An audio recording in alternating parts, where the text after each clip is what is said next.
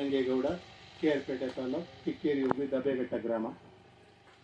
34 ವರ್ಷಗಳ ಕಾಲ ಸರ್ಕಾರದಲ್ಲಿ ಕೃಷಿಯನ್ನು ಪ್ರಾರಂಭ ಮಾಡಿದ್ದೇನೆ. ನಾನು ಮತ್ತು ನನ್ನ ಮಿಸ್ಸಸ್ ಇಬ್ಬರು ಸೇರಿಕೊಂಡು ಮಾಡ್ಕೊಂಡು ಹೋಗಿದ್ದೀನಿ ಹೇಳ್ತೀನಿ. ಅದಕ್ಕೆ ಮುಂಚಿತವಾಗಿ ಈಗ ತಾನೇ ಮಾತಾಡೋದ್ರು ಮಲ್ಲಿಗೆರೆ ವೆಂಕಟೇಶ್ವರವರು ತುಂಬ ಚೆನ್ನಾಗಿ ಮಾತಾಡಿದರು. ಮಿಶ್ರ ಬೆಳೆ ಬಗ್ಗೆ ಹೇಳಿದರು, ಬಹುಬೆಳೆ ಪದ್ಧತಿಯನ್ನು ಹೇಳಿದರು. ಈಗ ಅದು ಬೇರೆ ಇಲಾಖೆ ವತಿಯಿಂದ ಅದು ಸಮಗ್ರ ಕೃಷಿ ಅಂತ ಹೆಸರು ಪಡ್ಕೊಂಡಿದೆ ಅಂತ ಕೂಡ ಭಾಳ ಮಾರ್ಮಿಕವಾಗಿ ಹೇಳಿದರು. ಸತ್ಯ, ನಂದು ಕೂಡ ಅದೇ ವಾದ. ನಾವು ಸುಭಾಷ್ ಪಾಳ್ಯೇಕರ್ ಅವರ ಫಾಲೋಯರ್ಸ್. ಯಾವುದೇ ರಾಸಾಯನಿಕವನ್ನು ಬಳಸದೆ, ಕ್ರಿಮಿನಾಶಕ, ಕಳೆನಾಶಕಗಳನ್ನು ಬಳಸದೆ, ಕೇವಲ ಗೋ ಆಧಾರಿತ ನಾಟಿ ಹಸು ನಮ್ಮ ಧರ್ಮದಲ್ಲಿ, ನಮ್ಮ ಸಂಸ್ಕೃತಿಯಲ್ಲಿ, ನಮ್ಮ ನಾಗರಿಕತೆಯಲ್ಲಿ ಪವಿತ್ರ ಸ್ಥಾನವನ್ನ ಪಡ್ಕೊಂಡಿರ್ತಕ್ಕಂಥ, ಪೂಜ್ಯ ಸ್ಥಾನವನ್ನ ಪಡ್ಕೊಂಡಿರ್ತಕ್ಕಂಥ ಒಂದು ಗೋವನ್ನ ಇಟ್ಟುಕೊಂಡು 10, 15, 20 ಎಕರೆ ಭೂಮಿಯನ್ನ ವ್ಯವಸಾಯ ಮಾಡ್ತಕ್ಕಂಥ ಪದ್ಧತಿ ಸುಭಾಷ್ ಪಾಳ್ಯೇಕರ್ ಕೃಷಿ. ಬಹುಬೆಳೆ ಅಂತ ವೆಂಕಟೇಶ್ ಹೇಳಿದ್ರು, ತುಂಬಾ ಚೆನ್ನಾಗಿ ಮಾತಾಡಿದ್ರು. ನಾನು ಅದಕ್ಕೊಂಚೂರು ಒತ್ತಾಸೆಯಾಗಿ ಕೊಟ್ಟು ಆಮೇಲೆ ನನ್ನ ಸಾಧನೆಯನ್ನು ಹೇಳ್ತೀನಿ. ಹೌದು, ಉದಾಹರಣೆಗೆ ಅವ್ರು ಹೇಳಿರು, ಅಲ್ಲಿ ಶತ್ರುಕೀಟ, ಮಿತ್ರಕೀಟ ಇರ್ತವೆ. ಕಾಯಿಲೆ ಬರ್ತತೆ ಒಂದಕ್ಕೆ ಕೇಳಿರು, ಯಾರೋ ಅಣ್ಣವ್ರು ಕಾಯಿಲೆ ಬರುತ್ತೆ ಅಂತ. ಕಾಯಿಲೆ ಬರ್ದಲೇ ಇರೋದಿಲ್ಲ. ಮನುಷ್ಯನ ಕೈಯಲ್ಲಿ 5 ಬೆರಳು ಇವೆ, 5 ಒಂದೇ ಸಮ ಇಲ್ಲ. ನಿಮ್ಮ ಮನೆಯಲ್ಲಿ 2 ಅಣ್ಣ ತಮ್ಮದಿರಿರ್ಬೋದು, 5 ಜನ, 10 ಜನ ಅಣ್ಣ ತಮ್ಮಂದಿರು, ಅಕ್ಕ ತಂಗಿಯರು ಇರ್ಬೋದು. ಎಲ್ಲರೂ 5 ಅಡಿ 100 ಕೆಜಿನೇ ಇದ್ದೀರಾ ಅಲ್ವೇ? ಒಬ್ಬರು ಚಿಕ್ಕಾಗಿದ್ದೀರಾ, ಒಬ್ಬರು ದೊಡ್ಡದಾಗಿದ್ದೀರಾ, ಒಬ್ಬರು ಸಣ್ಣಗಿದ್ದೀರಾ, ಒಬ್ಬರು ಕರಗಿದ್ದೀರಾ, ಒಬ್ಬರು ಬೆಳಗಿದ್ದೀರಾ. ಅದೇ ತಂದೆ ತಾಯಿ, ಒಪ್ಕೋತೀರಾ? ಅದೇ ವ್ಯತ್ಯಾಸ ಇದೆ. ಹಾಗೆ ಭೂಮಿಲೂ ಅಷ್ಟೇ. ಈಗ ಭೂಮಿ ಮೇಲೆ ಸಾವಿರಾರು ಸಸ್ಯಗಳ ಒಂದು ಸೃಷ್ಟಿ ಇದೆ, ಪ್ರಕೃತಿ ಸೃಷ್ಟಿ. ಅದು ಎಲ್ಲ ಗಿಡಗಳು ಒಂದೇ ತರ ಇದಾವ? ಮಾವಿನ ಸಿಹಿ ಕೊಟ್ಟಿದ್ದಾನೆ, ಬೇವಿನಕಾಯಿ ಕಹಿ ಕೊಟ್ಟಿದ್ದಾನೆ, ಇನ್ಯಾವುದ್ರಲ್ಲೂ ಒಗರು ಕೊಟ್ಟಿದ್ದಾನೆ. ಇದೆಲ್ಲ ನಾವು ನೀವು ಮಾಡಿರೋದ? ಪ್ರಕೃತಿ ಗಿಫ್ಟ್. ನಮ್ಮ ಶ್ರೀಗಂಧ ಬೆಳಗಾರದ ರಾಜ್ಯ ಅಧ್ಯಕ್ಷರಾದಂತ ನಾಗಣ್ಣವ್ರ ವೇದಿಕೆ ಬರ್ಬೇಕಾಗಿ ಕೇಳ್ಕೊತೇನೆ. ದಯವಿಟ್ಟು ಬರ್ಬೇಕು, ಮುಂದಕ್ಕೆ ಬರ್ಬೇಕು ನೀವು. ನಾಗಣ್ಣವರು ಅಣ್ಣ ಬನ್ನಿ, ದಯವಿಟ್ಟು ಬನ್ನಿ ನೀವು ಮುಂದಕ್ಕೆ.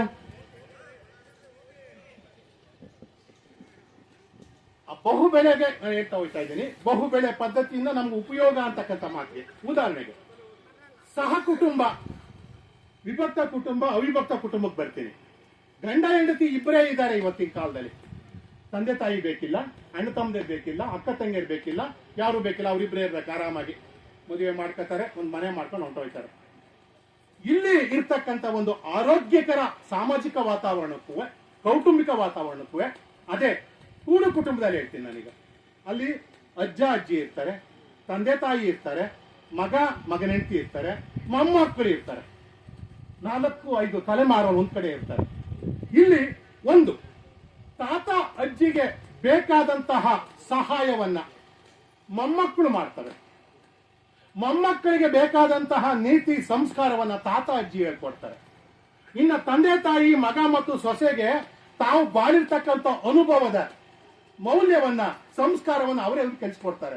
ಅವ್ರಿಗೆ ಬೇಕಾದನ್ನ ಇವ್ರು ನೋಡ್ಕೊತಾರೆ. ಮಗನಿಗೆ ಬೇಕಾದನ್ನ ತಂದೆ ತಾಯಿ ಕಲಿಸ್ಕೊಡ್ತಾರೆ.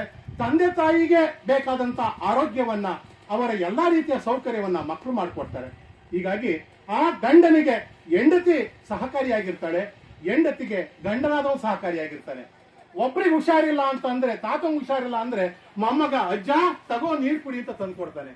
ಅಜ್ಜಿಗೆ ಹುಷಾರಿಲ್ಲ ಅಂದ್ರೆ ಅದು ಮೊಮ್ಮಗೂ ಬಂದಿರ್ತತೆ, ಅಜ್ಜಿ ತಕ್ಕೋ ನೀರು ಕೊಡುತ್ತೀನಿ ಅಂತ ಅದು ಬಂದು ಕೊಡ್ತತೆ, ಊಟ ತಂದು ಕೊಡ್ತತೆ. ಹೀಗೆ ಅಲ್ಲಿರ್ತಕ್ಕಂಥ 10 ಜನರು ಕೂಡ ಆರಾಮಾಗಿರ್ತಾರೆ. ಇವ್ರಿಗೆ ಅವರು, ಅವ್ರಿಗೆ ಇವ್ರು, ಇವ್ರಿಗೆ ಅವರು. ಅದೇ ಇಬ್ರೇ ಗಂಡ ಹೆಂಡತಿ ಇರ್ತಾರೆ ಮನೆ ಮಾಡ್ಕೊಂಡು. ಗಂಡಂಗೆ ಹೆಚ್ಚು ಕಮ್ಮಿ ಆಯ್ತು ಅಂದ್ರೆ ಹೆಂಡತಿ ನೋಡಂಗಿಲ್ಲ, ಅಯ್ಯೋ ನನಗೆ ಟೈಮ್ ಆಯ್ತ್ಕೊಂಡ್ರಿ ಅಂತ ಅವ್ರು ಓಡ್ತಾ ಇರ್ತಾರೆ. ಹೆಂಡತಿಗೆ ಹೆಚ್ಚು ಕಮ್ಮಿ ಆಯ್ತು ಅಂದ್ರೆ ಅಯ್ಯೋ ನನಗೆ ಟೈಮ್ ಆಯ್ತ್ಕೊಂಡ್ರೆ ಬಾಸ್ ಕಾಯ್ತಾರೆ ಅಂತ ಅವ್ರು ಓಡೋಗ್ತಾರೆ. ಇವನಿಗೆ ನೆಗಡೆ ಆದ್ರೆ ಹೆಂಡತಿ ನೋಡಂಗಿಲ್ಲ, ಹೆಂಡತಿಗೆ ಕೆಮ್ಮು ಬಂದ್ರೆ ಗಂಡನೂ ನೋಡಂಗಿಲ್ಲ. ಇವ್ರ ಕಷ್ಟಕ್ಕೆ ಅವರಿಲ್ಲ, ಅವ್ರ ಕಷ್ಟಕ್ಕೆ ಅವರಿಲ್ಲ. ಅವ್ರ ಕಷ್ಟವನ್ನ ಅವರವರೇ ಅನುಭವಿಸ್ಬೇಕು. ಅದೇ ಕೂಡು ಕುಟುಂಬದಲ್ಲಿ 5-10 ಜನ ಇರ್ತಾರಲ್ಲಿ. ಒಬ್ಬರು ಪ್ರತಿಯೊಬ್ಬರು ಕೂಡ ಸಹಕರಿಸ್ತಾರೆ. ಹಾಗಾಗಿ ಆ ಕೂಡು ಕುಟುಂಬ ಚೆನ್ನಾಗೇ ಇರ್ತತೆ. ಸಣ್ಣ ಪುಟ್ಟ ಇರ್ತವೆ, ಇಲ್ಲ ಅಂತ ಹೇಳೋದಿಲ್ಲ ನಾನು, ಮೂಗಿದ್ಮೇಲೆ ನೆಗಡೆ ಇರ್ತತೆ. ಆದ್ರೆ ಒಂದು ಒಳ್ಳೆಯ ಕೌಟುಂಬಿಕ ವಾತಾವರಣ ಸೃಷ್ಟಿಯಾಗುತ್ತೆ. ಅದನ್ನೇ ನಮ್ಮ ಸುಭಾಷ್ ಪಾಳ್ಯೇಕರ್ ಅವರು ಬಹುಬೆಳೆ ಪದ್ಧತಿಯಲ್ಲಿ ಹೇಳಿರ್ತಕ್ಕಂಥದ್ದು. ಒಂದು ಬೆಳೆ ಇದ್ದಿದ್ದೆ ಆದ್ರೆ ತೆಂಗು, ಬರೇ ತೆಂಗನ್ನ ಉಳ್ತೀವಿ, 10 ಎಕರೆ ಮಡಿಕೊಂಡಿರ್ತೀವಿ, 1000 ಗಿಡ ಮಡಿಕೊಂಡಿರ್ತೀವಿ ಅಂತಾನ.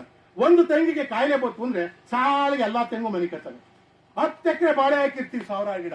ಒಂದು ಬಾಳೆಗೆ ಕಾಯಿಲೆ ಬಂತು ಅಂದ್ರೆ 1000 ಬಾಳೆನ ಒಂದ್ ಕಡೆಯಿಂದ ಮನಿಕೊತ್ತವೆ. ಇಲ್ಲ ಎಕರೆಗಟ್ಟಲೆ ಅಡಿಕೆ ಹಾಕಿರ್ತಿರ್ತೀವಿ, ಅಡಿಕೆಗೆ ಯಾವ್ದೋ ಒಂದು ಕಾಯಿಲೆ ಶುರುವಾಯ್ತು ಅಂದ್ರೆ ಎಲ್ಲಾ ಅಡಿಕೆ ಗಿಡ ಮನಿಕೊತ್ತವೆ. ಅಥವಾ ಇನ್ಯಾವುದೋ ಟೊಮೊಟೊ ಗಿಡ ಅಲ್ಲೆಲ್ಲ ಒಂದ್ ಚೂರು ಕಾಣಿಸ್ಕೊತು ಅಂದ್ರೆ ಎಕರೆಗಟ್ಟಲೆ ಟೊಮೊಟೊ ಮನಿಕೊಂಡಿರ್ತತೆ, ಎಕರೆಗಟ್ಟಲೆ ಬದ್ದೆ ಗಿಡ ಮನಿಕೊಂಡಿರ್ತತೆ. ಆದರೆ ಬಹುಬೆಳೆ ಪದ್ಧತಿಯಲ್ಲಿ ಶತ್ರುಕೀಟ ಮಿತ್ರಕೀಟ ಅಂತ ಏನ್ ಹೇಳ್ತಾರೆ, ಹಾಗೆ ಒಂದಕ್ಕೆ ಯಾವುದೋ ತೆಂಗಿಗೆ ಕಾಯಿಲೆ ಬಂದ್ರೆ ಅದನ್ನ ಪ್ರತಿರೋಧಿಸ್ತಕ್ಕಂಥದ್ದು ಪಕ್ಕದಲ್ಲಿ ಬಾಳೆಯಲ್ಲೋ ಅಥವಾ ಅಡಿಕೆಯಲ್ಲೋ ಅಥವಾ ಇನ್ಯಾವುದೋ ಕೊಕ್ಕೋದಲ್ಲೋ ಹೀಗೆ ಅದಕ್ಕೆ ಸಹಕಾರಿಯಾಗುತ್ತೆ. ಇದಕ್ಕೆ ಕಾಯಿಲೆ ಬಂದಾಗ ಅದು ಇದಕ್ಕೆ ಸಹಕಾರಿಯಾಗುತ್ತೆ. ಹಾಗಾಗಿ ಇಲ್ಲಿ ಮಿತ್ರತ್ವ ಇರ್ತತೆ, ಸಹಕಾರ ಮನೋಭಾವನೆ ಇರ್ತತೆ. ಹಾಗಾಗಿ ಬಹುಬೆಳೆ ಪದ್ಧತಿ ಬಹಳ ಒಳ್ಳೆಯದು. ಹಾಗಾಗನೆ ಅದನ್ನ ಮನಗಂಡಂತ ಇವತ್ತಿನ ರಾಜ್ಯ ಸರ್ಕಾರ ಆಗಿರ್ಬೋದು, ಕೇಂದ್ರ ಸರ್ಕಾರ ಆಗಿರ್ಬೋದು, ಸಮಗ್ರ ಬೆಳೆ ಪದ್ಧತಿ ಅನ್ನತಕ್ಕಂತ ಅದಕ್ಕೊಂದು ಬರಹವನ್ನು ಕೊಟ್ಟು ಈಗ ಅವರು ಪ್ರಚಾರ ಮಾಡಕ್ಕೆ ಇಲಾಖೆಯ ಮುಖಾಂತರ ಪ್ರಚಾರ ಮಾಡಿಕೊಂಡಿದ್ದಾರೆ. ಇದು ಪಾಲಕರು ಅವತ್ತೇ ಹೇಳಿದ್ದಾರೆ, ಅದು ಅವರು ಹೇಳೋದು ಬೇಕಾಗಿಲ್ಲ, ನಿಮ್ಮ ಮನೆಯಲ್ಲೂ ಕೂಡ ಇದು ಗೊತ್ತಿರ್ತಕ್ಕಂಥ ವಿಷಯ. ಇದು ಬಹುಬೆಳೆ ಪದ್ಧತಿಯ ಉಪಯೋಗ. ಆ ನಿಟ್ಟಿನಲ್ಲಿ ಶಾರ್ಟ್ ಮಾಡ್ತೀನಿ, ನಮ್ಗೆ ಇವರು ಸ್ವಲ್ಪ ಸಮಯ ಕಡಿಮೆ ಕೊಟ್ಟರದಿಂದ ಇಂತಹ ಬಹುಬೆಳೆ ಪದ್ಧತಿಗೆ ನಾನು ಆಯ್ಕೆ ಮಾಡ್ಕೊಂಡೆ. ಸಾಧನೆಯನ್ನ ಹೇಳಿ ಅಂತ ಹೇಳಿದ್ದಾರೆ ಮಹೇಶ್ ತೂರಾಮರ್ ಅವರು. ಹಾಗಾಗಿ ಒಂದೆರಡು ಸಾಧನೆಯನ್ನು ಹೇಳ್ತೀನಿ. ಇಲ್ಲಿ ಮರಕ್ಕಿಂತ ಮರ ದೊಡ್ಡದು, ಯಾರು ಕೂಡ ಇಲ್ಲಿ ದೊಡ್ಡ ಸಾಕಾರ ಯಾರು ಅಲ್ಲ, ದೊಡ್ಡ ಸಾಧನೆ ಮಾಡಿ ಕಿರೀಟ ಕಟ್ಟತಕ್ಕಂಥದ್ದು ಯಾರು ಇಲ್ಲ. ಪ್ರತಿಯೊಬ್ರು ಏನೋ ಗೊತ್ತಿದ್ರೆ ಅಲ್ಲೆಲ್ಲೋ ಕುಂತಿರ್ತಕ್ಕಂಥ ಒಂದು ಅಂಚಿ ಕೂಡ ಸಾಧನೆ ಮಾಡಿರ್ತತೆ, ಅದನ್ನ ಯಾರು ಇಲ್ಲಿ ಕರೆದಿರೋದಿಲ್ಲ. ಹಾಗಾಗಿ ನಾನೇನು ದೊಡ್ಡ ಮನುಷ್ಯ ಅಲ್ಲ, ಇಲ್ಲಿ ಹೇಳ್ತಾ ಇದ್ದೀನಿ, ಎಲ್ಲರೂ ಸಾಧನೆ ಮಾಡೋ ಆದಿಲಿದ್ದೀವಿ. ನನ್ನ ಸಣ್ಣ ಸಾಧನೆ, ನಾನು ಈ ನಿಟ್ಟಿನಲ್ಲಿ ಬಹುಬೆಳೆ ಪದ್ಧತಿಯ ಬಗ್ಗೆ ನಂಬಿಕೆ ಇಟ್ಕೊಂಡು ನನ್ನಲ್ಲಿ ಇರ್ತಕ್ಕಂಥ 15 ಎಕರೆ ಜಮೀನಿನಲ್ಲಿ 12 ಎಕರೆಯ ತೋಟಗಾರಿಕೆಯನ್ನ ಮಾರ್ಪಡಿಸಿಕೊಂಡಿದ್ದೀನಿ. 12 ಎಕರೆಯಲ್ಲಿ ಬಹುಬೆಳೆ ಪದ್ಧತಿ 600 ಗಿಡ ತೆಂಗಿದೆ. 12 ಎಕರೆಗೆ 600 ಗಿಡನೇ ಆಗೋದು, 600 ಗಿಡ ತೆಂಗಾಗಿದೆ. ಅದು ಮಧ್ಯದಲ್ಲಿ 3000 ಅಡಿಕೆ ಮಾಡಿಕೊಂಡಿದ್ದೀನಿ, ಮತ್ತೆ ಅದರ ಮಧ್ಯದಲ್ಲಿ 3000 ಬಾಳೆ ಮಾಡಿಕೊಂಡಿದ್ದೀನಿ, ಮತ್ತೆ ಅದ್ರ ಜೊತೆಯಲ್ಲಿ 2000 ಕೊಕ್ಕೋ ಮಾಡಿಕೊಂಡಿದ್ದೀನಿ. ಅದ್ರ ಜೊತೆಯಲ್ಲಿ ಮತ್ತೆ 1000 ಹಣ್ಣಿನ ಗಿಡ ಇದೆ. ಕಿತ್ತಲೆ, ಮೂಸುಂಬಿ, ಸಪೋಟ, ಸೇಬು, ಸೀಬೆ, ಪರಂಗಿ, ಮಾವು, ಹಲಸು, ನೇರಳೆ, ಪ್ರತಿಯೊಂದು ಕೂಡ ರಾಮಫಲ, ಲಕ್ಷಣ ಫಲ, ಸೀತಾಫಲ, ಜಾಕ್ ಫ್ರೂಟ್ ಅಂತೆ, ಇನ್ಯಾವುದೋ ಒಂದು ಮೆಕಾಡಮಿ ಅಂತೆ, ಡ್ರ್ಯಾಗನ್ ಫ್ರೂಟ್ ಅಂತೆ, ಇನ್ಯಾವುದೋ ನೇರಳೆ ಅಂತೆ, ಪ್ರತಿಯೊಂದನ್ನು ಕೂಡ ಇಂಥವೆಲ್ಲ ನಿಂಬೆ, ಎರಳಿ, ಪ್ರತಿಯೊಂದು ಕಾಫಿ, ಒಂದು ಏಲಕ್ಕಿ, ಒಂದು ಮೆಣಸು, ಒಂದು ಜಾಯಿಕಾಯಿ, ಹೀಗೆ ಎಲ್ಲವೂ ಸೇರ್ಕೊಂಡು 1000 ಗಿಡ ಅವ್ರ ಮಧ್ಯದಲ್ಲಿ ಮೇಯ್ಕೊಂಡ್ ಬಂದಿದ್ದೀನಿ. 12 ಎಕರೆಯಲ್ಲಿ 15,000 ಗಿಡಗಳಿವೆ ಒಟ್ಟು ಟೋಟಲ್.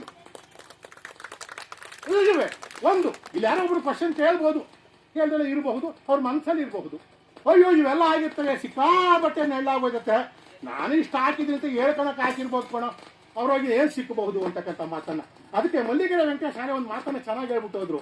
ಹೌದ್ ಸ್ವಾಮಿ, ಯಾವ್ದೊಂದು ಕಾಯಿಲೆ ಬರ್ತತೆ, ಎಲ್ಲಾ ಗಿಡಗಳಿಗೂ ನಾನೇನದಕ್ಕೆ ಲಕ್ಷಾಂತರ ರೂಪಾಯಿ ಬಂಡವಾಳ ಹಾಕಿರಕ್ಕಿಲ್ಲ, ನನ್ನ ಶ್ರಮ ಒಂದೇ ಅಲ್ಲ ಆಗಿರ್ತಕ್ಕಂಥದ್ದು ಅಲ್ವೇ, ಒಂದ್ ಯಾವ್ದೋ ಹೋಯ್ತಾ ಹೋಗ್ಲಿ ಬಿಡ್ರಿ ಅಂದ್ರು ಒಂದು ಮಾತನ್ನ. ನಿಜವಲ್ಲ, ದೊಡ್ಡ ಚಪ್ಪಾಳೆ ಒಂದು ಹೋಗ್ಲಿ ಬಿಡ್ರಿ. ಒಂದು ನಾನು ಮಾಡೋದು ಬರೀ ಒಂದೇ ಒಂದು ತೆಂಗಲ್ಲ ಕಣ್ರಿ, ಒಂದೇ ಒಂದು ಬಾಳೆ ಅಲ್ಲ ಕಣ್ರಿ, ಒಂದೇ ಒಂದು ಅಡಿಕೆ ಅಲ್ಲ ಕಣ್ರಿ, ಒಂದೇ ಒಂದು ಯಾವ್ದೋ ಮಾವಿನ ಗಿಡ, ನೇರಳೆ ಗಿಡ, ಟೊಮೊಟೊ ಅಲ್ಲ ಕಣ್ರಿ, 1000 ಬೆಳೆಗಳೊಳಗವೆ ಕಣ್ರಿ. ಒಂದು ಹೋಯ್ತು ಹೋಗೋಗುತ್ತೆ ಬಿಡಿ. ಹೌದು, ನನ್ನದು ಹೋದ ವರ್ಷ ಶಿಡ್ಯೂಲ್ ಹೊಡೀತು, 2 ತೆಂಗಿನ ಗಿಡ ಹೋದೋ, ನಾನು ಪರಿಕೊಂಡು ಕೂತ್ಕೊಳ್ಳಿಲ್ಲ. 2 ತೆಂಗಿನ ಗಿಡಕ್ಕೆ ತೋಟ ಓಡಾಡ್ಕೊಂಡ್ ಬಂದೆ, 10 ತೆಂಗಿನ ಗಿಡ ಅವೇ ಕಾಯಿ ಬಿದ್ದಿದ್ವಲ್ಲ, ನಾನು ಎತ್ಕೊಂಡಿಲ್ಲ. ಆಮೇಲೆ ಇಷ್ಟು ಸುಧಾ ಬೆಳೆದ 10 ಗಿಡ, ಅಲ್ಲಿ 2 ಗಿಡಕ್ಕೆ 10 ಗಿಡ ಬಂದು. ಈ ವರ್ಷ ಮತ್ತೆ ಸಿಡ್ ಹೊಡೀತು, 1 ತೆಂಗು 3 ಅಡಿಕೆ ಹೋದೋ ಒಂದೇ ಜಾಗದಲ್ಲಿ. ಅದಕ್ಕೂ ನಾನು ಬರೋದಿಲ್ಲ, ಅಲ್ಲಿ ಮತ್ತೆ ಇನ್ನೊಂದು ಗುಂಡಿ ತೆಗೆದು ಊಡಕ್ಕೂ ಹೋಗಲಿಲ್ಲ. ಒಂದ್ ರೌಂಡ್ ಈ ವರ್ಷ ತೋಟ ಹುಡಿಕೊಂಡ್ ಬಂದೆ, 100 ಅಡಿಕೆ ಗಿಡ ಹೊಸ್ತಾಗಿ ಹುಟ್ಟೇಳ್ರಿ, ಕಾಯಿ ಬಿದ್ದಿರೋವು, ನಾನು ನೋಡ್ದಲೇ ಇರೋವು. ಮತ್ತೆ 10 ತೆಂಗಿನ ಗಿಡ ಅಲೆ ಬಂದೋಗ್ಕೊಂಡು ಇಷ್ಟಿಷ್ಟು ಪಕ್ಕ ಬಂದವೆ, ಕಾಯನ್ನ ಎತ್ತದಲೆ ನ್ಯಾಚುರಲ್ ಆಗಿ ಅವೇ ಬಂದಿರೋವು.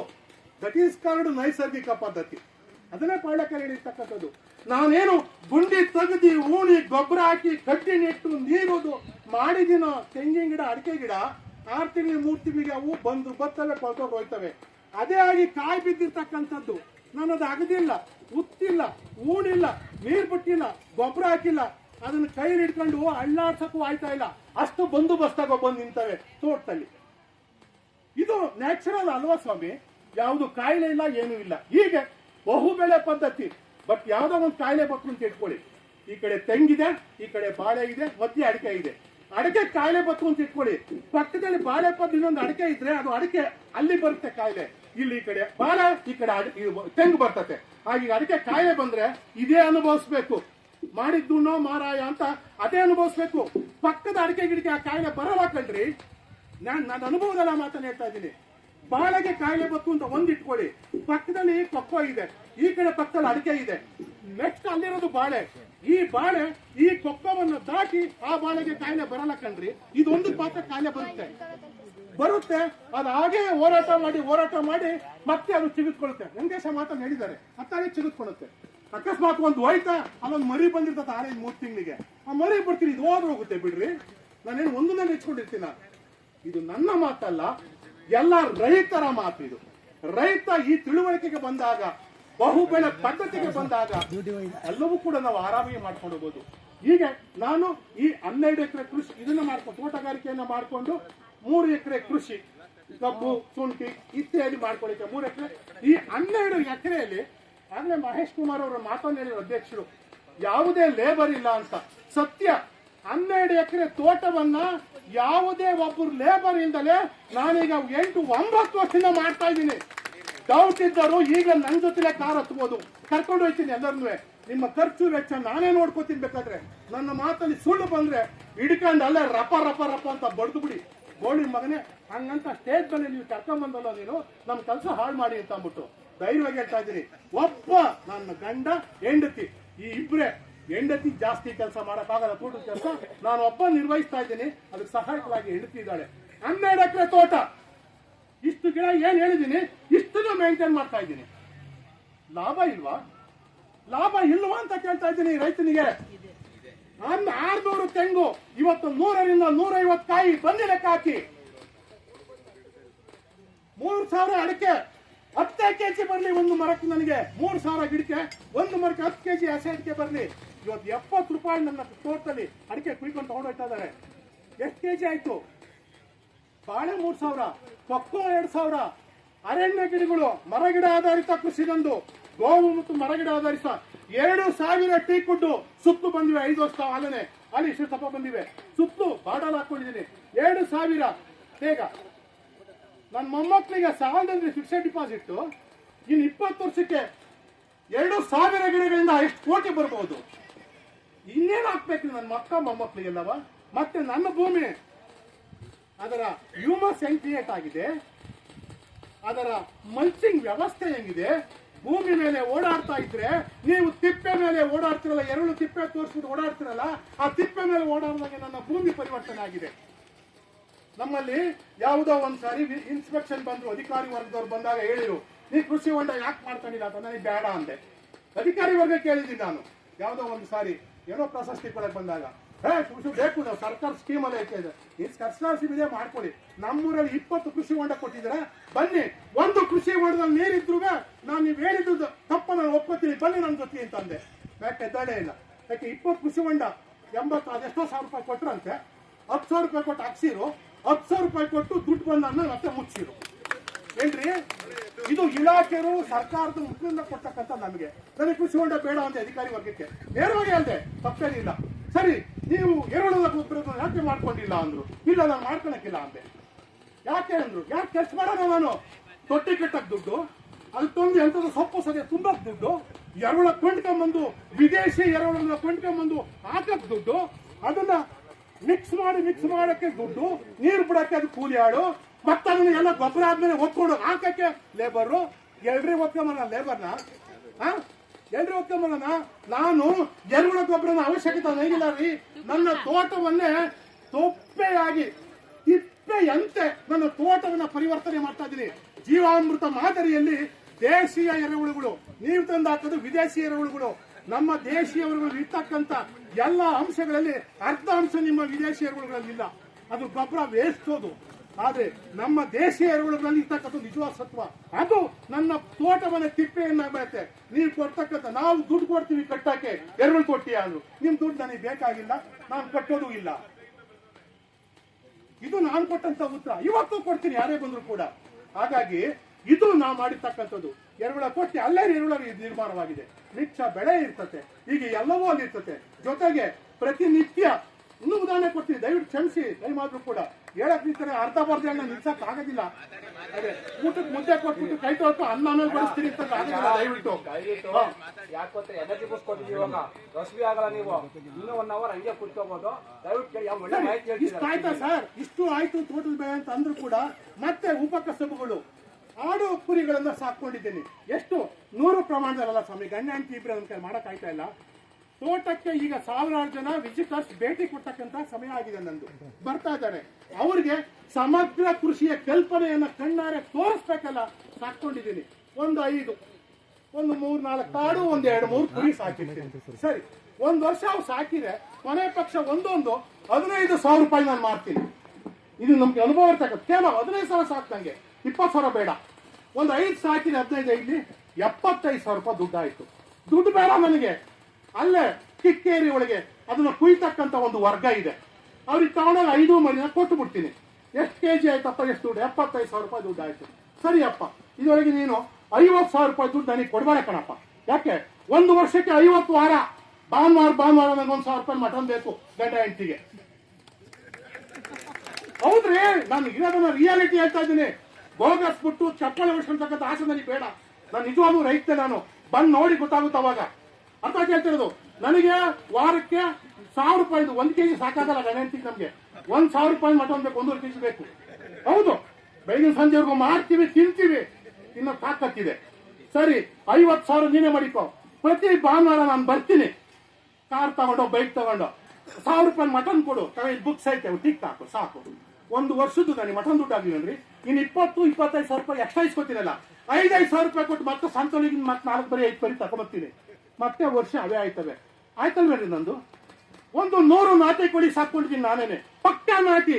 ನಾವ್ ಈಗ ಹೇಳ್ತಾರ ಈ ನಾಟಿ ಅಲ್ಲ, ಸರ್ಕಾರ ಕೊಡ್ತಕ್ಕಂಥ ಎಂತೋ ಬೂಸ ಪಾಸ ಕ್ರಿಮಿನಾಶಕ ಎಂತತ್ರ ಇರ್ತಾವ ಒಳಗೆ, ಅದನ್ನೆಲ್ಲ ಹಾಕಿಬಿಟ್ಟು ನೆರಳೊಳಗೆ ಮಾತ್ರ ಸಾಯ್ಬಿಟ್ಟು ನಂದು ಪಕ್ಕಾ ನಾಟಿ ಅಂತ ಹೇಳ್ತಾರಲ್ಲ, ಅದು ಶುದ್ಧ ಸುಳ್ಳು. ನ್ಯಾಚುರಲ್ ಆಗಿ ಬೆಳಿತಾವಲ್ಲ, ಅದು ನಾಟಿ. ನನ್ನ ನಾಟಿ ಸಾಕೊಂಡಿದ್ದೀನಿ. ದಿನ ಕೂಡ 25-30 ಮೊಟ್ಟೆ ರೆಡಿ ಇರ್ತವೆ. ನನ್ನ ಮನೆಗೆ 10 ಮೊಟ್ಟೆ ಡೈಲಿ ಬೇಕು ನನಗೆ ಗಂಡ ಹೆಂಡತಿಯಿಂದ. ತಿಂಡಿಗೂ ಮೊಟ್ಟೆ ಬೋಗಸ್ಬಿಡ್ತಾ ಇಲ್ಲ ದಯವಿಟ್ಟು. ತಿಂಡಿಗೂ ಮೊಟ್ಟೆ, ಮಧ್ಯಾಹ್ನ ಊಟಕ್ಕೂ ಮೊಟ್ಟೆ, ಸಾಯಂಕಾಲ ಊಟಕ್ಕೂ ಮೊಟ್ಟೆ ಬೇಕೇ ಬೇಕು. ಇವತ್ತೇನು ತರಕಾರಿ ಇಲ್ವಾ? ಹಾಕೋ 10 ಮೊಟ್ಟೆ ಸಾರು ಮಾಡು ಬೆಳಗ್ಗೆ ಸಂಜೆವರೆಗೂ. ಏನ್ರಿ ಸ್ವಾಮಿ, ವಾರಕ್ಕೊಂದು ಕೋಳಿ ಕುಯ್ಕೋತೀವಿ ಬರ್ತಿದ್ದವ. ಮಟನ್ ಅಂತಾನೆ ವಾರದಲ್ಲಿ ಮತ್ತೊಂದೊಂದು ಕೋಳಿ ಬರ್ತದೆ. ಕೊನೆಗೆ ಹಂಗೂ ಮಿಕ್ಕಿದ್ರೆ 1 ವರ್ಷದಲ್ಲಿ 100-150 ಕೋಳಿ ಮಿಕ್ಕಿರ್ತಾವ ಹಂಗುವೆ. ಅದನ್ನ ಯಾರೋ ಒಬ್ಬರಿಗೆ ಹೋಲ್ಸೇಲ್ ಕರಿತೀವಿ, ಅದಕ್ಕೆ ಫ್ರೀ ಕೊಡಕ್ಕಿಲ್ಲ. ಕೆಜಿ 500 ರೂಪಾಯಿ ನಂಗೆ ಲೆಕ್ಕ ಹಾಕಿಸ್ತೀನಿ. ಎಷ್ಟಿದೆಯೋ ಅಷ್ಟಕ್ಕೆ ಕೊಟ್ರೆ 50,000, 60,000, 1 ಲಕ್ಷ, 1.25 ಲಕ್ಷ. ಈಗೆಲ್ಲ ವರ್ಷ ಕೋಳಿ ಮಾರ್ಕೋತಾ ಇದ್ದೀನಿ. ಮೊಟ್ಟೆ 10 ಮೊಟ್ಟೆ ನನಗೆ ಹೋದ್ರೆ ದಿನ 15 ಮೊಟ್ಟೆ ಎಕ್ಸ್ಟ್ರಾ ಉಳ್ಕೊಂಡಿರ್ತವೆ. ಅದನ್ನ ಲೋಕಲ್ ನಲ್ಲಿ ಬಂದು ತಗೊಂಡೋಗ್ತಾರೆ. ತೀರಾ ಪರಿಚಯ 12 ರೂಪಾಯಿ, ಪರಿಚಯ ಹೊಸ್ತಾ ಬಂದಾಗ 15 ರೂಪಾಯಿ. ಅಲ್ಲ ಹೌದ್ರಿ, ಇರೋದನ್ನ ಹೇಳ್ತಾ ಇದೀನಿ, ಮುಚ್ಚುಮರ ಇಲ್ಲ. ನನ್ನ ಕಷ್ಟ, ನನ್ನ ಶ್ರಮ ಅದು. ಅದ್ಯಾರ ಕೇಳಿ ಬಂದು ನೋಡೋಣ, ನನ್ನ ಕೇಳಿ ನೋಡೋಣ. ಕೇಳಕ್ ಆಗೋದಿಲ್ಲ, ಅಷ್ಟು ಕಷ್ಟ ಮಾಡಿರ್ತೀನಿ. ಇದು ಅರ್ಥ ಆಯ್ತು ಸ್ವಾಮಿ. ಹಾಲು, ನಾಟಿ ಹಸುಗಳನ್ನ ಸಾಕೊಂಡಿದ್ದೀನಿ, ನಮ್ಮ ದೇಶೀಯ ತಳಿ ನಾಟಿ ಹಸುಗಳನ್ನ. ನನಗೆ 10 ಲೀಟರ್ 20 ಲೀಟರ್ ಹಾಲು ಕರೆದು ದುಡ್ಡು ಮಾಡ್ತಕ್ಕಂಥ ಪ್ರವೃತ್ತಿ ನನಗೆ ಬೇಕಾಗಿಲ್ಲ. ನನಗೆ ದುಡ್ಡಿಗಿಂತ ಮುಖ್ಯ ಆರೋಗ್ಯ ಬೇಕು. ದುಡ್ಡನ್ನ ಪ್ರಕೃತಿ ನನಗೆ ಭೂಮಾತೆ ನನಗೆ ಚೆನ್ನಾಗಿ ಕೊಡ್ತಾವಳೆ. ನನಗೆ ಬಡವ ಅಲ್ಲ, ನನಗೆ ಚೆನ್ನಾಗಿ ಕೊಡ್ತಾ ಇದ್ದಾಳೆ ಭೂಮಾತೆ. ನನಗೆ ಒಳ್ಳೆ ಆದಾಯ ಕೊಡ್ತಾ ಇದ್ದಾಳೆ. ಎಲ್ಲರಿಗೂ ಕೂಡ ಆದಾಯ ಇದೆ. ಹಸುಗಳು ಸಾಕೊಂಡಿದೀವಿ. ಬೆಳಗ್ಗೆ 4 ಲೀಟರ್, ಸಂಜೆ 4 ಲೀಟರ್ ಹಾಲುಗಳು ಸ್ವಾಮಿ. ಕರಿಗೆ 2 ಲೀಟರ್ ಬಿಡ್ತೀವಿ ಕುಡ್ಕಳಿ ಅಂತ. ಇನ್ ಬೆಳಗ್ಗೆ 2, ಸಾಯಂಕಾಲ 2 ಲೀಟರ್ ಹಾಲು ತಗೊಂಡು ಅದರಿಂದ ಎಷ್ಟು ಬೇಕೋ ಬೆಣ್ಣೆ, ಮೊಸರು, ತುಪ್ಪ ತಿನ್ನು. ಇವತ್ತೇನು ಸಾಂಬಾರಿಗೆ ತರಕಾರಿ ಇಲ್ಲ ಕಣ್ರಿ. ಮೊಸರು ಪಜ್ಜಿ ಮಾಡೆ, ಮೊಸರು 1 ಲೀಟರ್ 2 ಲೀಟರ್ ಮೊಸರು, ಗಟ್ಟಿ ಮೊಸರು ಪಜ್ಜಿ ಮಾಡ್ಬಿಟ್ರೆ ಬೆಳಗ್ಗೆ ತಗೊಂಡು ಮೊಸರು ತಿಂತೀವಿ. ಏನಾಗಿದ್ದೀವಿ? ಕಾಯಿಲೆ ಬಂದತ್ತ? ಬೆಳಗಾಗಿದ್ದೀವ? ತೆಳಗಾಗಿದ್ದೀವ? ಏನಾಗಿಲ್ವಲ್ಲ, ಚೆನ್ನಾಗಾಯ್ತೀವಿ. ಇದು ನಮ್ಮ ಕತೆ. ಇದು ಮೀರ್ತಾ ಅಲ್ಲೊಂದು ಸಣ್ಣ ಪಾಯಿಂಟ್ ಮಾಡ್ಕೊಂಡಿದ್ದೀನಿ. ಒಂದು 10 ಅಡಿ ಎತ್ತರದ ಒಂದು ಪಾಯಿಂಟ್ ಮಾಡ್ಕೊಂಡಿದ್ದೀನಿ. ಅದು ವಾಸ್ತು ಕೊಳ ಅಂತ. ದೇವಮೂಲೆಯಲ್ಲಿ ಮನೆ ಒಳಗೆ ಒಂದು ವಾಸ್ತು ಕೊಳ ಅಂತ 10 ಅಡಿ ಎತ್ತಡಿ ಕಾಂಪೌಂಡ್ ಅಲ್ಲಿ. 10 ಅಡಿ ಆಳ, 10 ಅಡಿ ಆಗಲ್ಲ. ಅಲ್ಲಿ ಮೀನುಗಾರಿಕೆ ಇಲಾಖೆಯ ಪರಿಚಯ ಇದ್ದಾರೆ ನಿರ್ದೇಶಕರು. ಗೌಡ್ರ ಅಂತಾರೆ, ಮೀನು ಹಿಡಿತಾ ಇದೀವಿ ಈಗ, ಒಂದು 100 ಕೊಡಿ ಮೀನು ಅಂತೀನಿ. ಹೋಗಿ 100 ತಗೊಂಬಂದ್ರೆ 60-70 ಸಪೋಯ್ತವೆ. ಎಲ್ಲವೂ ಉಳಿಯೋದಿಲ್ಲ, ನೀರು ಬಿಡಬಾರ್ದು ನಾವು. ಒಂದು 30-40 ಉಳ್ಕೊತವೆ. ಸಾಕು. ಅರ್ಧ ಕೆಜಿ 3/4 ಕೆಜಿ ಆಗತಕ್ಕ ಬಂದ್ರು ಸಾಕು ನನಗೆ. ವಾರಕ್ಕೆ ಒಂದೊಂದು ಹಿಡ್ಕೊಂಡು ಕುಯ್ಕೊಂಡು ತಿಂತೀನಿ. ಸಾಕಾಗೋದಿಲ್ವಾ? ಸಾಕಾಗಲ್ವೇನ್ರಿ ನನಗೆ? ಹೇಳಿ. ಹೌದು, ನಾನು ಹೇಳ್ದೋ ಸತ್ಯ ಹೇಳ್ತಾ ಇದ್ದೀನಿ. ನನಗೇನಂದ್ರೆ ಭಯ ಇಲ್ಲ, ನಾಚಿಕೆ ಇಲ್ಲ ನನಗೆ. ನಾವು ಕುತ್ಕೊಂಡು ತಿನ್ಕತ್ತೀವಿ ಅದನ್ನೇ. ನಮಗೇನೆ ಕೆಲಸ ಗಂಡ ಹೆಂಡ್ತಿಗೆ ಕುತ್ಕೊಂಡು ಕೆಲಸ ಮಾಡ್ತೀವಿ, ಬರ್ತೀವಿ, ತಿಂತೀವಿ, ಹೋಯ್ತೀವಿ, ಕೆಲಸ ಮಾಡ್ತೀವಿ, ಬರ್ತೀವಿ, ತಿಂತೀವಿ, ಇಷ್ಟೇ ಕೆಲಸ. ಇನ್ನೇನಾಯ್ತು ಸರ್? ಮನೆಗೆ ಬೇಕಾದ ತರಕಾರಿ ಎಲ್ಲವೂ ಯಾವ್ಯಾವ ತರಕಾರಿ ಬೇಕೋ ತೋಟದಲ್ಲಿ ಯಾವ್ಯಾವ ಮೂಲೆಯಲ್ಲಿ ಹೋಗಿ ಅಲ್ಲ ತರಕಾರಿ ಅಲ್ಲೇ ಬಿದ್ದಾವೆ. ಒಂದು ಬದ್ನೆ ಗಿಡ ಹುಟ್ಟಿದ್ರೆ 3 ವರ್ಷ ಆದ್ರೂ ಬದ್ನೆ ಗಿಡ ಸಾಯಲ್ಲ. ನೈಸರ್ಗಿಕ ಪದ್ಧತಿಯಲ್ಲಿ ಮಾತ್ರ ಹೇಳ್ತಾ ಇದ್ದೀನಿ ನಾನು. ಬೇರೆ ಪದ್ಧತಿಗೂ ನನ್ನ ಪದ್ಧತಿಗೂ ದಯವಿಟ್ಟು ಯಾರು ಹೋಲಿಕೆ ಮಾಡಬೇಡಿ. ಅದೆಲ್ಲ ಒಂದು ಟೊಮೆಟೊ ಗಿಡ ಹುಟ್ಟಿದ್ರೆ 3 ವರ್ಷ ಆದ್ರೂ ಟೊಮೆಟೊ ಗಿಡ ಒಣಕತ್ತೆ, ತಿರ್ಗಿ ಅಲ್ಲೇ ಚಿಕ್ಕತ್ಕತ್ತೆ. ಎಲ್ಲೋ ಮೂಲೆ 10 ಮೆಣಸಿನ ಗಿಡ ಹಾಕೊಂಡಿರ್ತೀವಿ, 3 ವರ್ಷ 4 ವರ್ಷ ಆದ್ರೂ ಮೆಣಸಿನ ಗಿಡ ಅಲ್ಲೇ ಇರ್ತದೆ. ಅವರೇ ಗಿಡ ಹಾಕಿರಿ 2 ವರ್ಷ 3 ವರ್ಷ ಅವರೇ ಗಿಡಗಳು ಬರ್ತವೆ. ನೀವು ಬರಲ್ಲ ಸರ್ 3 ತಿಂಗಳಿಗೆ ಒಣಗೋಯ್ತವೆ ಅಂತ ಹೇಳ್ತೀರಾ, ಬರ್ತವೆ, ಒಣಗಿದಂಗೆ ಆಯ್ತವೆ. ಮತ್ತೆ ಅದೇ ಜೀವಾಮೃತ ನೀರು ಮತ್ತೆ ಅವೆಲ್ಲ ಚಿಗಿತ್ಕೊಂಡಂಗೆ ಆಯ್ತವೆ, ಮತ್ತಿರ್ಗವ ಮತ್ತೆ ಮುಂದುವರ್ಸಕ್ಕೂ ಅವೇ ಕಂಟಿನ್ಯೂ ಆಯ್ತವೆ. ವರ್ಷ ಪೂರ್ತ ಬಿಡೋದು ನುಗ್ಗೆ ಇದೆ, ಏನು ಪ್ರತಿಯೊಂದು ಕೂಡ ಇದೆ. ಇದು ಆಯ್ತು. ಇನ್ನು ದಿನನಿತ್ಯ ಕೆಜಿ ಗಟ್ಟಲೆ ಹೂ ಸಿಗೋ ವಸ್ತು ಹೂವನ್ನು ಹಾಕೊಂಡಿದೀವಿ. ನಮ್ಮ ಹೆಂಗಸ್ರಿಗೆ ಅದೇ ಅರ್ಧ ಕೆಲಸ. ನಾನು ದೊಡ್ಡ ತೋಟ ಕೆಲಸಕ್ಕೆ ತಪ್ಪಿಸ್ಕೋಬೇಕು ಅಂತ ಬೆಳಗ್ಗೆ ಸಂಜೆ ಪುಟ್ಟಿ ಇಟ್ಕೊಂಡು ಉಪ್ಪು ಯಾಕೆ ಹೋಯ್ತಾರೆ. ಉಪ್ಪು ಇಟ್ಕೊಂಡು 2-3 ಬಾರಿ ಉಪ್ಪು ಇಟ್ಕೊತಾರೆ. ಬೆಳಗ್ಗೆ ಸಂಜೆ ಏನ್ ದೇವ್ರನ್ನ ಕರೀತಾರೆ, ನೆಲಕ್ಕೆ ಬಾ ಬಾ ಅಂತ ಕರೀತಾರೆ, ಅಷ್ಟು ಪೂಜೆ ಮಾಡ್ತಾರೆ. ಆಯ್ತಲ್ಲ ಹೂವು ಸಾಕೇನ್ರಿ, ಇದೇನ್ರಿ ಆಗ್ಬೇಕು. ಸ್ವಂತ ನೀರು, ಒಳ್ಳೆ ಗಾಳಿ, ಒಳ್ಳೆ ವಾತಾವರಣ, ಬೇಕಾದ ಅಳಿಸ್ತಣ್ಣು ಬಂತ ಅಳಿಸ್ತಣ್ಣು ಕಿತ್ಕೊಂಡು ತಿನ್ನು, ಮಾವಿನಣ್ಣು ಬಂತ ಮಾವಿನಣ್ಣು ಕಿತ್ಕೊಂಡು ತಿನ್ನು, ಸಪೋಟ ಬೇಕಾ ಸಪೋಟ ಕಿತ್ಕೊಂಡು ತಿನ್ನು, ನೇರಳೆ ಬೇಕಾ ನೇರಳೆ ಕಿತ್ಕೊಂಡು ತಿನ್ನಿ, ಯಾವ್ದು ಬೇಕು, ಪಪ್ಪಾಯಿ ಬೇಕಾ ಸೀಬೆ ಬೇಕಾ ಪಣಿ, ಯಾವ್ದು ಬೇಕೇಳಿ ನಿಮ್ಗೆ ಹಣ್ಣು ಎಲ್ಲವೂ ರೆಡಿ ಇದೆ, ತಿನ್ನು.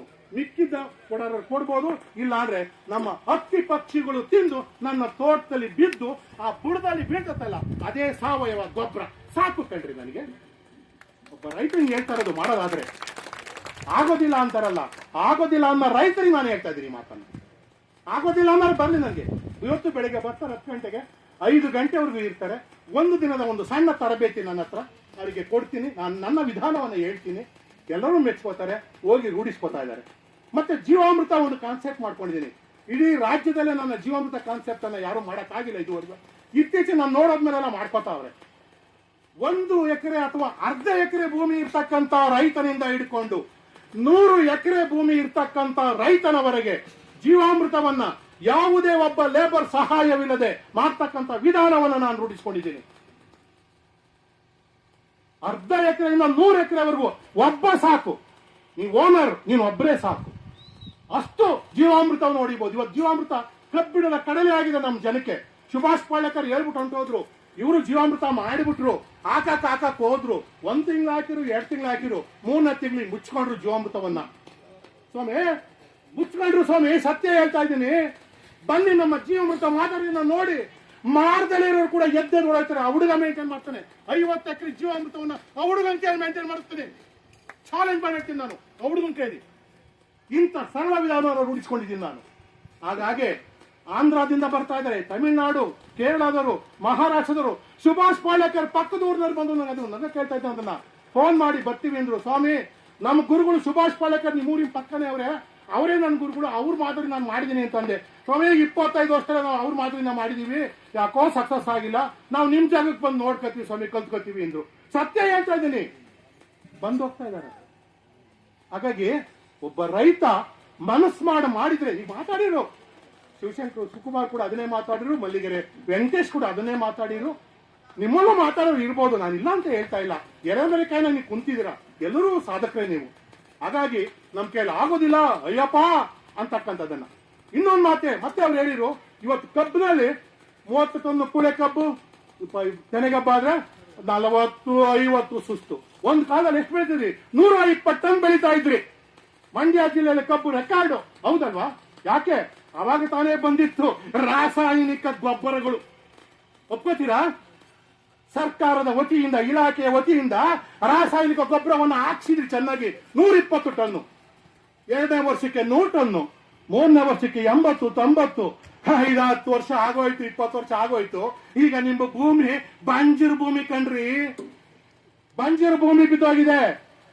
ಬೆಳಗಿಂದ ಸಂಜೆವರೆಗೂ ಕಂಪ್ಯೂಟರ್ ಇಂಜಿನಿಯರ್, ನಾನು ಸಾಫ್ಟ್ವೇರ್ ಇಂಜಿನಿಯರ್ ಅಂತ ಏನ್ ಕಂಪ್ಯೂಟರ್ ಮುಂದೆ ಕುಂತ್ಕೊಂಡವನು, ಇವತ್ತು ಅವನ ಸಂಸಾರ ಜೀವನದಲ್ಲಿ ಮಕ್ಕಳು ಫಲನೇ ಅವ್ರಿಗಿಲ್ಲ. ಇವತ್ತು ಒಪ್ಕೋತೀರೇನ್ರಿ?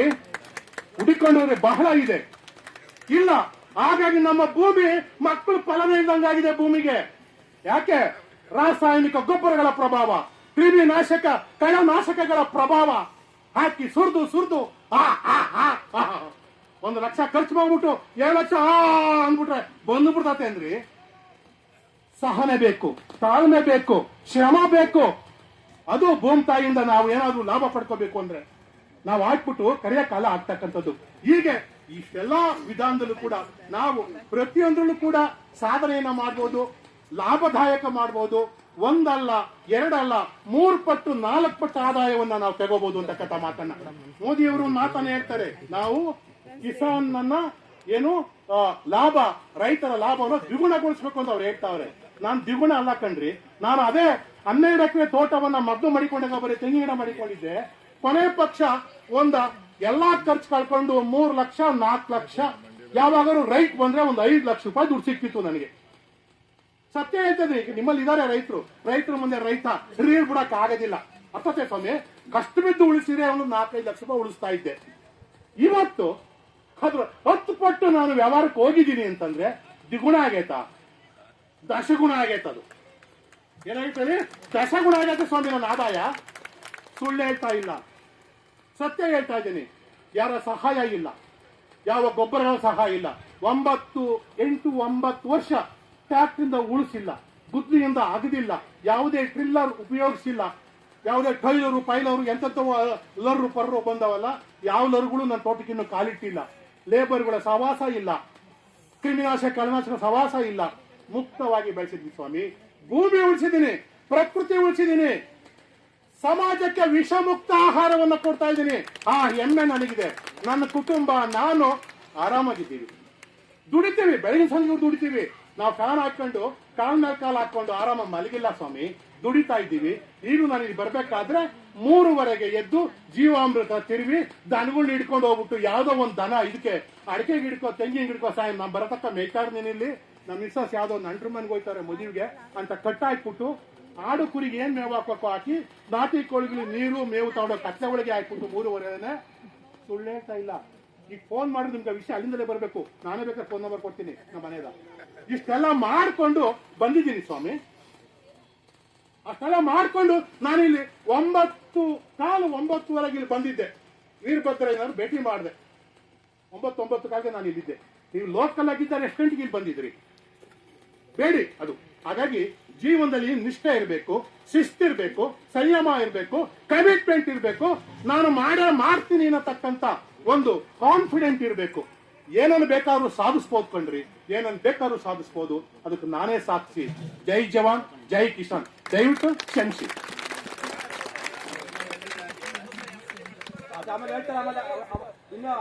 ಊಟ ಆದ್ಮೇಲೆ 880 9880 49 1529 ಸರಿನಾ?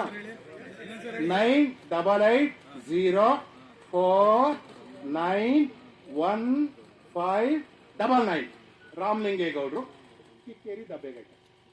ಸರ್, ಮಕ್ಕಳ ಬಗ್ಗೆ ಹೇಳಿಲ್ವಲ್ಲ ಸರ್? ನೀವೆಲ್ಲ ಎಲ್ಲರ ಬಗ್ಗೆ ಹೇಳಿದ್ರಿ. ನಿಮ್ಮ ಮಕ್ಕಳು ಸರಿ ಸರ್, ಒಂದೇ ನಿಮಿಷ. ಒಂದು ಗಂಡು ಒಂದು ಹೆಣ್ಣು, ಮಗ ಡಿಗ್ರಿ, ಸೊಸೆ ಮದುವೆ ಮಾಡ್ಕೊಂಡ್ ಬಂದಿದ್ದೀನಿ. ಸೊಸೆ ಕೂಡ ಸೆಂಟ್ರಲ್ ಗವರ್ಮೆಂಟ್ ಅಪಾಯಿಂಟ್, ಮಗ ಕೂಡ ಅಪಾಯಿಂಟ್. ಇಬ್ಬರು ಏನೋ ಡಿಗ್ರಿ ಡಬಲ್ ಡಿಗ್ರಿ ಎಲ್ಲ ಆಗಿದೆ. ಅಲ್ಲೇ ಅವ್ರಿಗೂ ಕೂಡ ನನ್ನ ಹತ್ರ ಏನು 15-16 ಎಕರೆ ಇತ್ತು. ಅದೇ ವ್ಯವಸಾಯವನ್ನ 8 ಎಕರೆಯನ್ನ ನನ್ನಾಗೆ ಅವನಿಗೆ ಮನೆ ಕಟ್ಸ್ಕೊಟ್ಟು, ನನ್ನಾಗೆ ಕಾರ್ ಕೊಡ್ಸಿ, ಎಲ್ಲಾ ಬೈಕ್ ಎಲ್ಲಾ ಕೊಡ್ಸ್ಕೊಟ್ಟು, ನನ್ನಾಗೆ ಒಂದು ನೈಸರ್ಗಿಕ ತೋಟ ಕಟ್ಕೊಟ್ಟು, ಮನೇಲೆ ಕುಂತ್ಕೊಂಡು ಆಫೀಸ್ ಇವತ್ತು ಬರಬೇಕು, ತಮ್ಮ ತೋಟದ ಕೆಲಸ ಮಾಡಬೇಕು, ಹಂಗ್ ಮಾಡಿಟ್ಟಿದ್ದೀನಿ. ಒಬ್ಬ ಮಗಳು MBA ಆಗಿದೆ. ನಿನ್ನೆ ತಾನೇ ನಮ್ಮ ಒಳನರಸೀಪುರ ಫಸ್ಟ್ ಇಯರ್ ಕಾಲೇಜಲ್ಲಿ ಅಪಾಯಿಂಟ್ ಆಗಿ ನಿನ್ನೆ ತಾನೇ ಹೋಗಿದೆ, ಡ್ಯೂಟಿ ರಿಪೋರ್ಟ್ ಮಾಡ್ಕೊಂಡಿದೆ. ಮದುವೆಗೆ ಪ್ರಯತ್ನ ಪಡ್ತಾ ಇದ್ದೀನಿ. ನಮಸ್ಕಾರ.